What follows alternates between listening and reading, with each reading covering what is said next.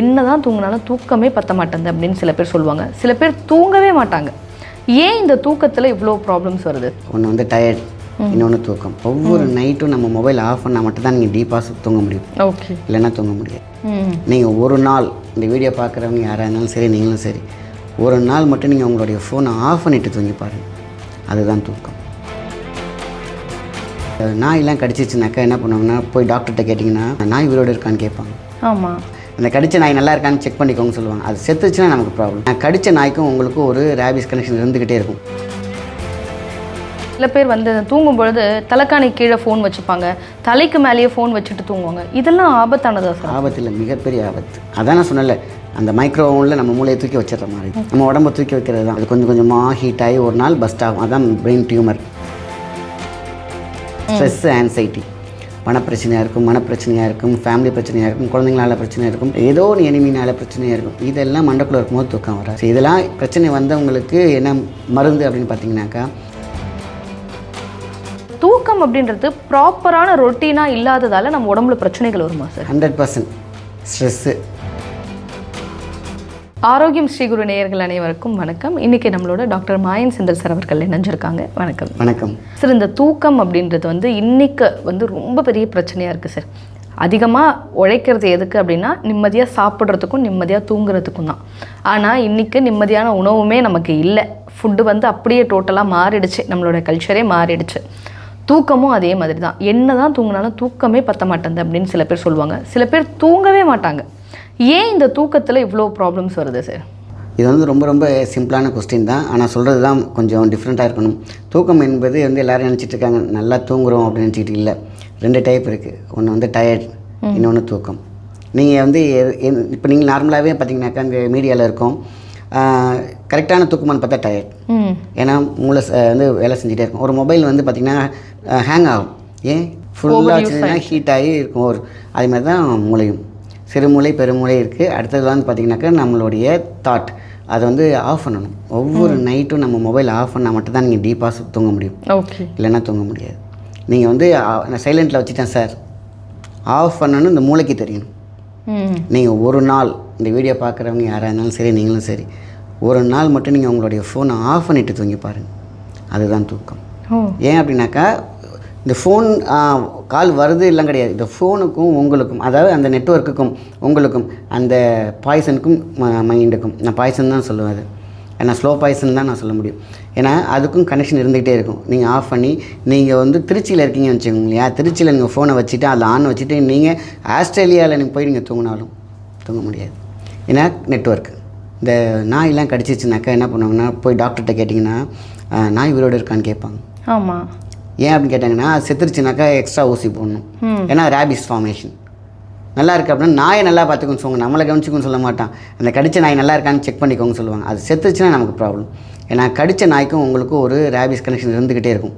அந்த சலைவா, நெட்வொர்க்கில் சலைவா, அந்த நெட்வொர்க் சலைவாவை அவ்வளோ பெரிய வைப்ரேஷன் தான். அதே தான் அந்த ஃபோனுக்கும் உங்களுக்கும். உங்களை தூங்கவே விடாது, தட்டி எழுப்பிக்கிட்டே இருக்கும். நம்ம நார்மலாக ஒரு ஃபோன் நீங்கள் வச்சுக்கிட்டே நீங்கள் ஒருத்தவங்கள்ட்ட பேசிகிட்டு இருக்கீங்க, ஃபோன் வரத்துக்கு ஒரு செகண்டுக்கு முன்னாடி உங்கள் ஆட்டோமேட்டிக்காக ஒரு செகண்டுக்கு முன்னாடி நீங்கள் திரும்புவீங்க. ஏன்னே தெரியாது, பேசிட்டு அப்படி திரும்புவீங்க, கரெக்டாக கால் வரும் எடுத்து பேசுவீங்க. அதுதான் எல்லாத்துக்குமே. அப்போ கனெக்ஷன் ஃபோன் வருதுன்னு மூளைக்கு சொல்கிறதே இந்த ஃபோனோடைய ஃப்ரீக்வன்சி தான்.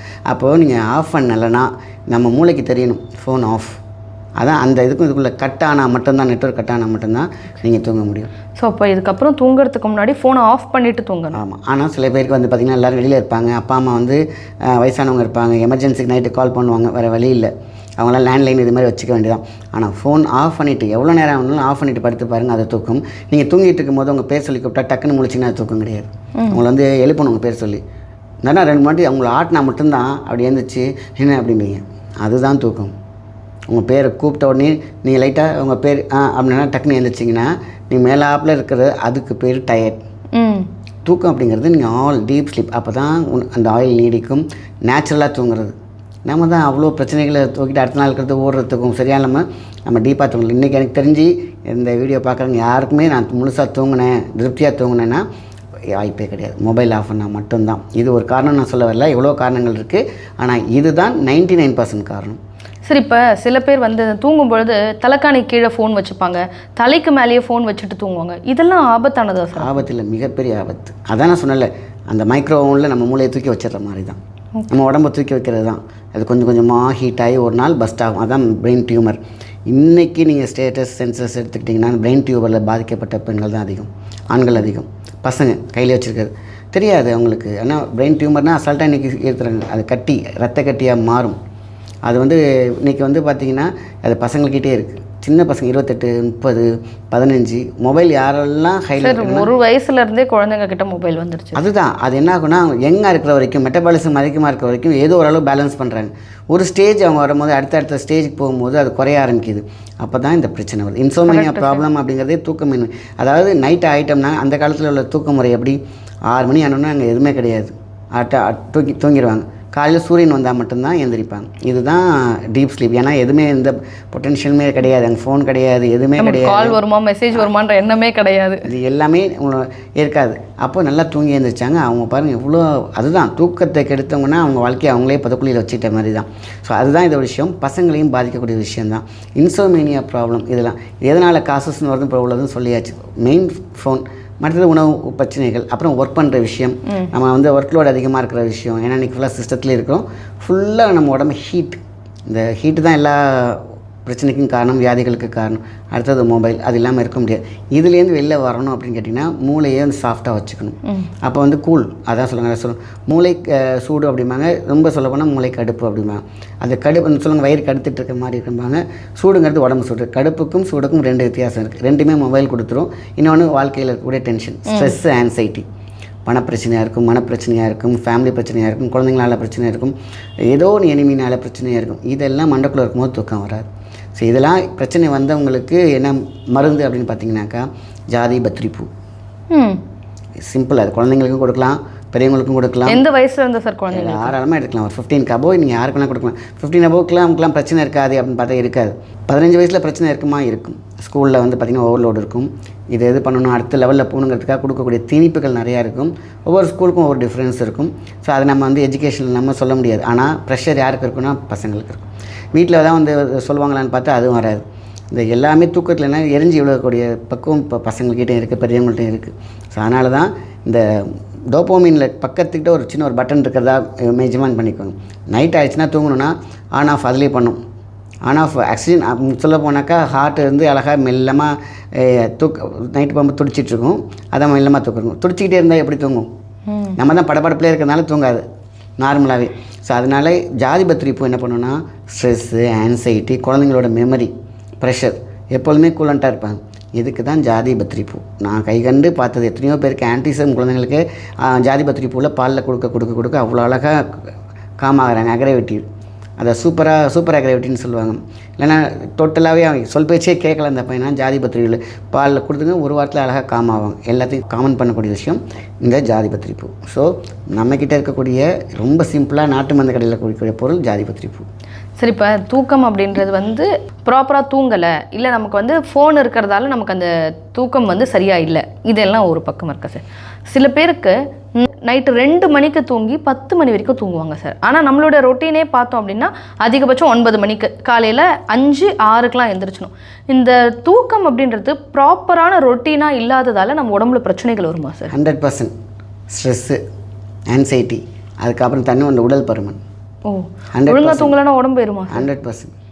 அதாவது ஏன்னா உங்களுக்கு உடம்புல தேவையான இந்த லிவர் தான் வந்து பார்த்திங்கன்னா தூங்கலைனாக்கா அது ரொம்ப ஏஞ்சி தவிக்கிற விஷயம். அப்போ அங்கே என்ன ஆகும்னாக்கா அது ஸ்டக் ஆகும். அதுக்கு தேவையான போஷாப்பு இருக்காது. அது இயங்க மறுக்கும்போது தான் ஃபேட்டி லிவராக மாறும் சில நேரத்தில். அப்போ என்ன ஆகுனாக்கா உடல் பருமனை கொடுத்துரும். 2வது தைராய்டு கிளாண்ட் ஆக்டிவிட்டி கட் பண்ணி விட்டுடும். ஸோ ராஜ உறுப்புன்னு சொல்லக்கூடிய அந்த லிவர் வந்து அங்கே பாதிக்கப்படும். அப்போ தூங்கலை அதாவது நல்லா தூங்கு. அந்த காலத்துலலாம் ஏதாவது பிரச்சனைனா நீ ஒரு நாள் ஃபுல்லாக வேலையெல்லாம் வச்சு தூங்கு அப்படிம்பாங்க. முழுசாக தூங்கினாலே ஒன்று விட்டு இருக்கக்கூடிய எல்லா பிரச்சனையும் தெரியும். வந்து எந்த பிரச்சனையாக இருந்தாலும் ஒரு மனுஷன் நல்லா டீப்பாக 2 நாள் தூங்க விட்டால் போதும். அதனால தான் என்ன பண்ணுவாங்கன்னா அந்த காலத்துலலாம் வந்து நல்ல தூங்க வச்சுட்டு இப்போ ஒரு ரூமில் அழகாக நீ உனக்கு என்ன வேணாலும் வச்சுக்கோ, சாப்பாடு மட்டும் கொடுத்து தூங்க வச்சுருவாங்க. ஆனால் ஃபஸ்ட் நாள் தூங்க மாட்டாங்க, 2 நாள் அப்படி படிப்படியாக அந்த ரெஸ்ட்டே அவங்கள தூங்க வைக்கும். அதனால தான் நான் அடிக்கடி சொல்கிற விஷயம், தூக்கம் வேறு, டிஸ்டர்பன்ஸ் வேறு. நம்ம டிஸ்டர்பன்ஸில் தான் இருக்கோம். நம்ம நல்லா எவ்வளோ தான் தூங்கணும், ஆனால் நீங்கள் நிறைய நேரம் தூங்கியிருப்பீங்கன்னு நினச்சிட்டு இருப்பீங்க, அதுக்கு பேர் டயர்ட். அதனால் இந்த ஜாதி பத்திரி பூ ஒரு நைட்டு படுக்க போகும்போது ஒரு டம்ளர் பாலில் ஒரு 1/2 டீஸ்பூன் போதும். சின்னவங்களாக இருந்தால் மீன்ஸ் 15 வயசுலேருந்து இருக்கிறவங்க இதே பெரியவங்களா இருந்துச்சுன்னா ஒரு டீஸ்பூன் முழுசாக எடுத்து பாருங்கள். உடல் பொலிவு, அதேமாதிரி ஹேர் க்ரோத் நல்லாயிருக்கும், நல்ல பார்வை இருக்கும், காமாக இருப்பாங்க, தெளிவாக சிந்தனை இருக்கும். இது இல்லாமல் உடம்புல இருக்கக்கூடிய முக்கால்வாசி பிரச்சனையை தீர்த்துரும் இந்த ஜாதிபத்திரி பூ. உடம்புல இருக்கக்கூடிய டென்ஷன், ஸ்ட்ரெஸ்ஸு, நல்லாவும் தூக்கம் வரும். நிறைய இருக்குது சொல்லுவாங்க. ஜாதிபத்திரி பூன்று ஒன்றும் கிடையாது, ஜாதிக்காயோட பூ. நாட்டு மருந்து கடையில் வந்து பார்த்திங்கன்னா அழகாக வச்சுருப்பாங்க. அதை நம்ம வந்து வீட்டில் வாசலில் கொஞ்சம் காய வச்சோம்னா நல்லா ஒரு அப்பளம் மாதிரி நல்லா முடப்பாயிரும். மிக்சியில் போட்டு பொடி பண்ணி வச்சுக்கணும்னா ரொம்ப சிம்பிள்.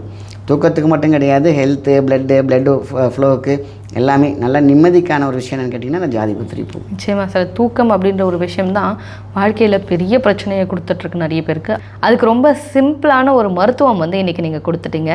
பார்த்துட்டு இருக்கக்கூடிய எங்கள் நேயர்களுக்கு ரொம்ப பயனுள்ளதாக இருக்கும்னு நினைக்கிறேன். நன்றி சார். நன்றி.